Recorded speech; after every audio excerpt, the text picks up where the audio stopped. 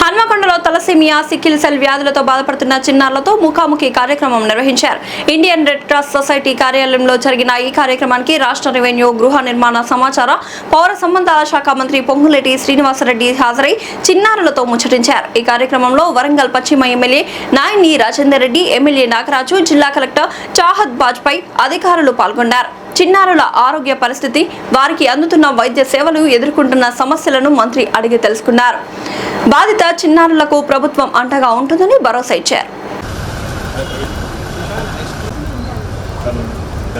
Commissioner గారు, పెద్దలందరికీ, విజయ్ చంద్ర గారు మరియు వారి యొక్క ఎలక్టెడ్ కాబడినటువంటి టీం కూడా రెడ్ క్రాస్ అంటే ఏంటి అనే రోజు దినచర్య వీళ్ళది జిల్లాలో దొరకబట్టి రక్తాలు గుంజడమే. అంటే ఏ డిపార్ట్మెంట్ కూడా తీసుకుంటే కొలత లేకుండా పోలీసులు చేసిన సొంత ఇంటి తీరుగా చూసుకొని దీన్ని అభివృద్ధి చేసి, అంతేకాకుండా ఇక ప్రత్యేకంగా ఈ విషయంలో నేను ఎమ్మెల్యే కాగానే దీనికి కంపల్సరీ పెట్టండి నా లెటర్ కాబట్టి ప్రత్యేకంగా ముఖ్యమంత్రి గారికి మీకు తిరిగి ఆ ఎమ్మెల్యే పదవి చూసినాక ఫస్ట్ లెటర్ హాల్లో పోయేటప్పుడు వెల్లులకు మొదటి లెటర్ పాలిటెక్నిక్ మీద సంతకం పెట్టించిన తర్వాత తలసేమియా పిల్లలు ఈ రెండు కూడా సాధించుకున్నామన్నా. మీరు ధన్యం. మీరు ఎందుకంటే ప్రతిరోజు కూడా ఎప్పుడు కూడా ఒక హ్యుమానిటీ గ్రౌండ్స్ లో మా పొంగులేటి సీనన్న ఉంటాడు. మరి వారు ఈరోజు విసిరి మా దగ్గరికి వచ్చినందుకు నిజంగా కూడా మీ అందరి తరఫున ధన్యవాదాలు, కృతజ్ఞతలన్నా. మరి వారిని పెట్టేస్తున్నా మీరు చెప్పలతోటి వారు స్థానిక శాసనసభ్యులు, మిత్రులు, మీ అందరి అభిమాన నాయకులు రాజేంద్రన్న, పొందనపేట శాసనసభ్యులు నాగరాజు గారు, గౌరవ జిల్లా కలెక్టర్ గారు, అదే రకంగా ఈ రెడ్ క్రాస్ సంస్థ చైర్మన్ గారు, వాళ్ళ పాలక మండలి, ముఖ్యంగా సీనన్న, వైద్య శాఖ అధికారులు, ఈ తలసేమియా చిన్నారి మీడియా మిత్రులు అందరికీ మనస్ఫూర్తిగా హృదయపూర్వక నమస్కారం. సుమారు 2 గంటల లేటుగా వచ్చినందుకు మన్నించమని ముందుగా మీ అందరినీ కోరుతూ,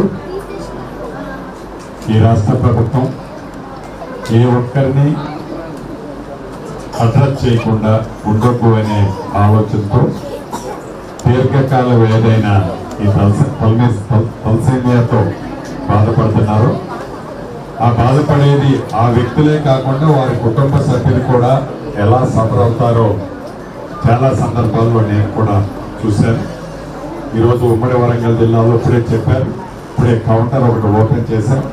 సుమారు 235 మంది అప్లై చేసుకున్నారని చెప్పారు.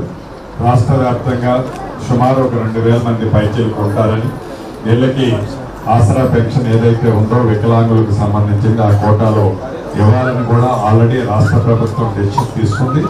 రేపు 15వ తారీఖు నుంచి తప్పకుండా ఆ చిన్నారి పిల్లలకి రాష్ట్ర ప్రభుత్వం పెన్షన్ రూపంలో ఇచ్చేది కాదు, వారికి ఒక భద్రత, భరోసా కల్పించే దానికోసం ఇచ్చే కార్యక్రమాన్ని మనస్ఫూర్తిగా కుటుంబ సభ్యులకి నేను తెలియజేస్తూ, ఏదైతే విశ్వాస సంస్థ చేస్తున్న మంచి కార్యక్రమం ఇందాక చెప్పారు. గతంలో అనేక పర్యాయాలు అప్లికేషన్లు పెట్టడమే తప్ప ఇటు పర్మిషన్లు రాక ఇబ్బందులు పడ్డాం. ఈ ప్రభుత్వం వచ్చిన తర్వాత పర్మిషన్ ఇచ్చినందుకు, ఈ పాలక మండలి చెప్పినందుకు మా పక్షాన్ని కూడా వారు చేస్తున్న సర్వీస్కి మనస్ఫూర్తిగా అభినందనలు తెలియజేస్తాం. ఈ రక్తం అనేది డబ్బులతో కొంటే దొరికేది కాదు. ఇందాక ఇప్పుడే మా రాజేంద్ర అన్న చెప్పినట్లు ఏడంటే అక్కడ మా అంగట్లో పోయి కొంటే దొరికేది కాదు. ఏదైతే దాతలు ఉన్నారో, ఎవరైతే ఈ రక్తాన్ని నెగిటివ్ గ్రూప్ వాళ్ళు ఇచ్చేవాళ్ళు ఉన్నారో, మనస్ఫూర్తిగా వారందరినీ కూడా రాష్ట్ర ప్రభుత్వ పక్షాన అభినందిస్తున్నాం. తప్పకుండా ఈ చిన్నారులు ఎవరైతే తలసేమియాతో బాధపడుతున్నారో తప్పకుండా ఈ రాష్ట్ర ప్రభుత్వం వారి కుటుంబ సభ్యులకి అండదండలుగా అన్ని వేళలా ఉంటుంది. అదే రకంగా సీనన్న ఎమ్మెల్యే గారు కూడా వారికి ఒక ఇల్లు ఏదన్నా కల్పించగలిగితే అర్హులైన వాళ్ళకి బాగుంటుందని అన్నారు. కలెక్టర్ గారిని ఈ వేదిక మీద నుంచి ఆదేశాలు ఇస్తున్నాను. ఎవరికి ఈ పరిధిలో ఉన్నా లేకుంటే మిగిలిన కలెక్టర్లు కూడా ఇన్స్ట్రక్షన్స్ ఇస్తాం. తప్పకుండా ఎలిజిబుల్ ఉన్న కుటుంబాలు ఏవైతే ఉన్నాయో వాళ్ళకి ఇల్లు ఇచ్చే దాంట్లో టాప్ ప్రయారిటీ తీసుకోవాలని మనస్ఫూర్తిగా కోరుకుంటూ మీ అందరి దగ్గర సెలవు తీసుకుంటాం. మీరు మనస్ఫూర్తిగా మా అందరికీ ఒక చిన్న అప్రిసియేషన్, ఏనాడు కూడా చిన్నగా లేకుండా మీరు ఉన్నది అని చెప్పేసి చేసే కార్యక్రమంలో